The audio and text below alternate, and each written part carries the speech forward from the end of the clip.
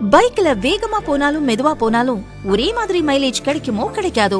ஆனா அல்ட்ரா டியூரா ஃபிளேம்ல அதிக வெப்பத்துல சமைச்சாலும் எத்தனை பர்னர்ல சமைச்சாலும் 70% எரிவாயு சேமிக்கும். வேகமாவும் சமைக்கலாம், காசு மிச்சம். Ultra டியூரா flame. பீகாரில் வரும் 6 மற்றும் 11ஆம் தேதிகளில் 2 கட்டங்களாக சட்டசபை தேர்தல் நடக்க உள்ளது. தேர்தல் பணிகள் விறுவிறுப்பாக நடந்து வரும் நிலையில் 25 ஆண்டுகளுக்கும் மேலாக நக்சல்கள் கட்டுப்பாட்டில் இருந்த ஜமயு மாவட்டத்தின் சோர்மரா கிராமம் நக்சல் கட்டுப்பாட்டில் இருந்து முற்றிலும் விடுவிக்கப்பட்டுள்ளது. பீகார், ஜார்க்கண்ட், சத்தீஸ்கர் மாநிலங்களில் நக்சல்களை ஒடுக்கவும் அவர்களை சரணடைய செய்யவும் மத்திய மாநில அரசுகள் மேற்கொண்டு வரும் முயற்சிகளுக்கு நல்ல பலன் கிடைத்துள்ளது. அதன் ஒரு பகுதியாக சோர்மாரா கிராமத்தில் இருந்து நக்சல்கள் முற்றிலும் ஒடுக்கப்பட்டனர். அவர்களில் பலர் தாமாக முன்வந்து ஆயுதங்களை ஒப்படைத்து போலீசில் சரணடைந்தனர்.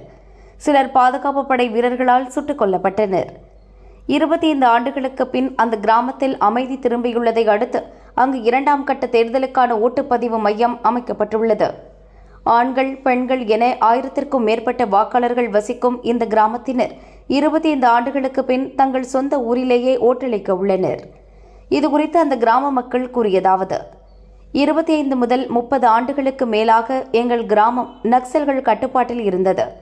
எவ்வித வளர்ச்சி பணியும் நடந்ததில்லை. அவர்கள் அதை அனுமதித்ததும் கிடையாது.